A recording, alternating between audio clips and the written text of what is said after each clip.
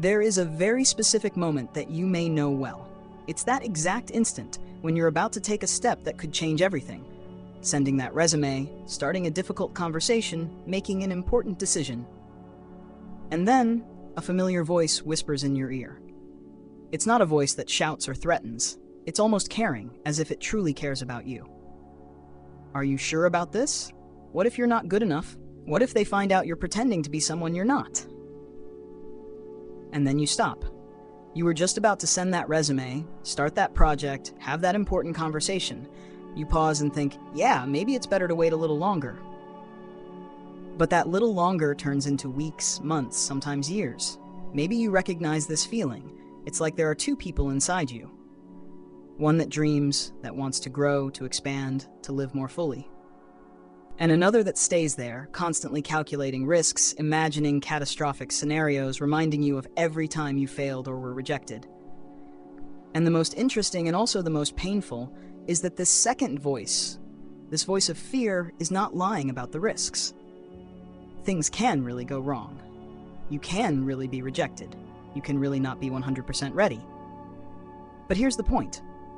It's lying about something very important. About your ability to handle those situations. If you see yourself in this, know you're not alone. There was a man who dedicated his life to understanding exactly this inner struggle we all face. Carl Rogers, a psychologist who saw the human being with rare depth, knew that fear is not our enemy. It's just a part of us that learned to protect us in a way that often traps us. Rogers discovered something revolutionary. It's not fear itself that paralyzes us, but the way we've learned to relate to it, and especially how we've learned to relate to ourselves when fear shows up.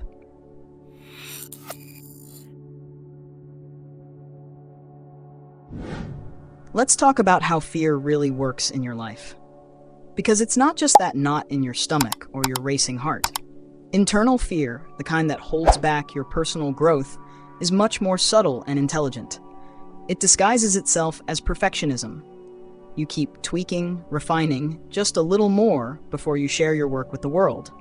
It disguises itself as procrastination, not laziness, but fear of not being good enough. It disguises itself as the constant need for approval, that feeling that you can only move forward if everyone agrees with you. Carl Rogers understood this deeply. He saw that most people live with an edited version of themselves, a version they've learned is safe to show to the world. Because at some point in life, consciously or unconsciously, we learned that our authenticity could be dangerous.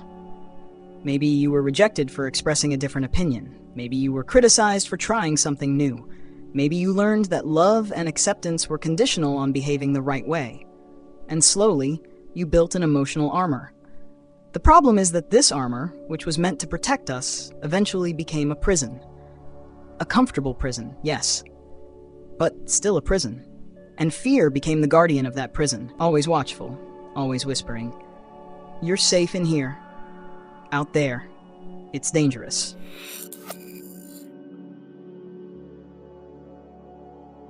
Now comes the interesting part. Carl Rogers discovered that courage is not the absence of fear.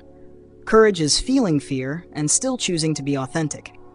It's accepting that you might fail, that you might be rejected, that you might not be perfect, and still deciding it's worth trying. Think of a moment in your life when you did something important even though you were afraid.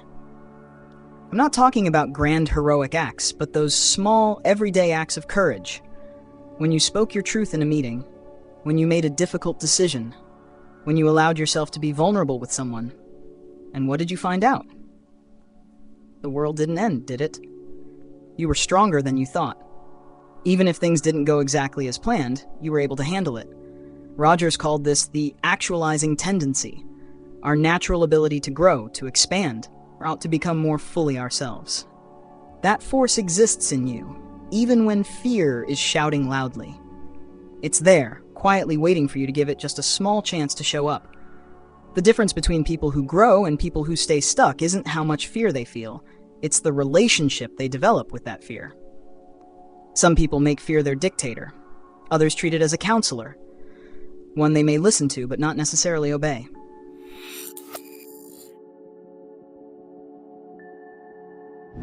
Do you know what Carl Rogers' most liberating discovery was? that you don't need anyone's approval to be who you are. It might sound obvious, but think about it.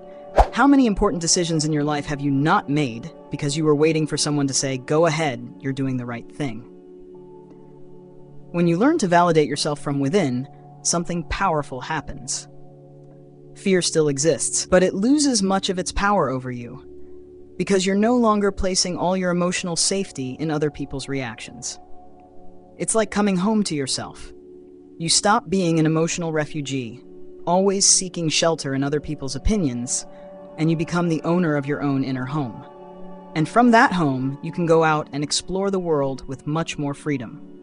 This doesn't mean becoming indifferent to others or arrogant.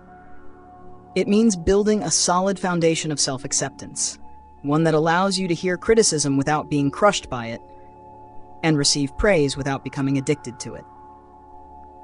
Rogers knew that when you truly accept yourself with your imperfections, your fears, your contradictions, you become capable of growing in a genuine way. Not because someone is pushing you to, but because you naturally want to expand.